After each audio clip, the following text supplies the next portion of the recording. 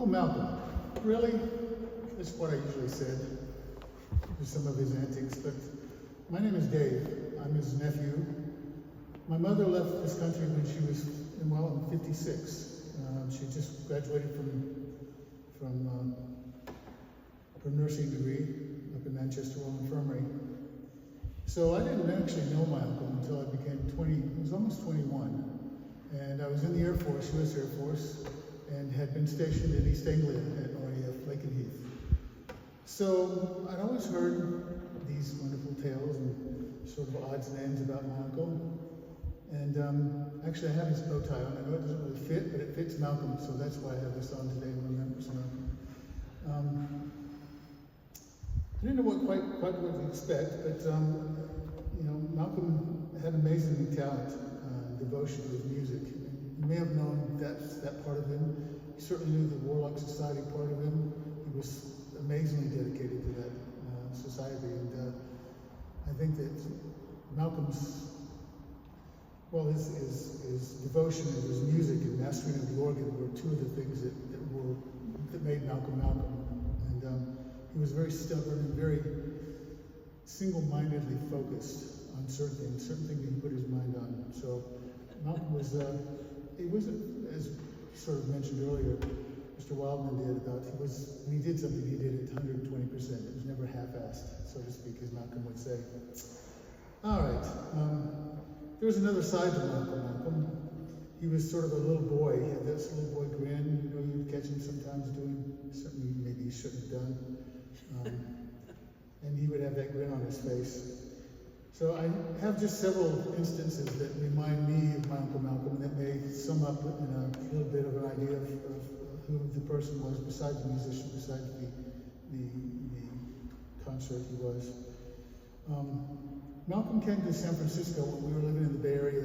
This has been about 15 years ago or so. And he did 4 recitals, 2 in the city and 2 around, one in Marin and one in Berkeley.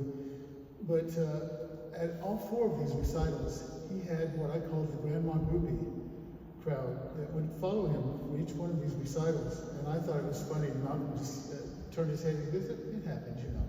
Sort of, as if he was, you know, some sort of Rolling Stone or something. That was kind of a thought. I'm thinking, wow, my uncle's got a groupie, grandma groupies. Yeah, but they were very nice ladies. The other thing I remember, and you mentioned this with the Morris, is I had a great aunt, Stella, who lived down in Southwest 16 Norbury, South London. And we would get together on a Sunday, and Malcolm would show up with Molly and with his Morris, Woody, as we called it. And he would take us out to some sort of country farm road, and it would be, you would lose every piece of dental work you had. His car was not one that was very comfortable to ride in. In fact, I think at one point, Molly, he'd taken the passenger seat out of it, and it just had a chair that was there. And my Auntie Stella was not amused, to say the least, but it was all done in fun, and that was Malcolm, and we loved him for it. The other things, when he came out to visit in California again, we ended up going to Yosemite National Park. Malcolm called it Yosemite for some reason, and it was in winter, and so hiking down through the redwoods, these 1,000-year-old trees, there was a lot of snow on the ground. Well, Malcolm fell in a snowbank, and Molly thought it was not very funny. Malcolm couldn't get, he was just like a little boy, you know, making snow angels underneath the redwoods. And his snow angel had a little bit of a bulk in the middle, but it was still a snow angel. So another thing was his style. Malcolm's dress style was interesting. He tried to leave my house at one point, this was I think in February, March, with sandals worn out and socks. Just wasn't done. And then Bermuda shorts on top of it with his shrivel. It wasn't a look that you would probably want to see somebody leaving your house. But anyway, that was my Uncle Malcolm, and we all got a good kick out of it and never let him forget it. So the other thing was, we had moved back to Florida then, in Fort Lauderdale, and Molly and Malcolm came to a visit, and we surprised him. He had played a recital quite a few years earlier at this Royal Poinciana Chapel on the Flagler Museum in Palm Beach. Very well-to-do, very wealthy, sort of beautiful chapel. And so we surprised him, told him to get in the car, we were going to go for a ride, and we went up to Palm Beach, and I called the church earlier, and they had actually going to be open, so the vicar met us there, and let us in, and Malcolm got to play the organ again. So that was real special to him, and I was really glad we could make that happen. One of the other things was talking about Malcolm playing is he used to practice his organ after doing filling in for an organist that was out for whatever reason, and I think it was at the Boltons. I'm not quite sure, but it was a church, quite wealthy church in Mayfair area, and he had done the service, and we were there. And after the service, there was going to be like a ladies' auxiliary in the adjoining reunion hall.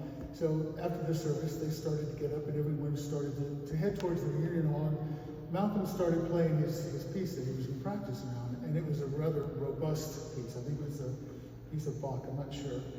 But very loud, very up-tempo, and all the ladies and everyone just sort of stopped, turned around, came back into the church, sat down and listened to him play this. And I thought one of the comments I heard one of the young ladies say was, about time someone got the dust off of these old pipes.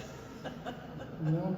And I just remember these things, and I'm thinking, that's my uncle doing that. You know, he's bringing joy. And I don't think this organ had been played quite so loudly or robust in a while, so it was nice to hear that comment. Lastly, I just want to say that they say that beside every great man is an even greater woman. Molly certainly was that companion for over 40 years. My Uncle Malcolm was a very lucky man to have her by his side. So thank you, Molly. Thank you for being that, because I know it wasn't easy at times. And thank you, Uncle Malcolm, for all the wonderful times that we've shared over the last 40 plus years. Godspeed.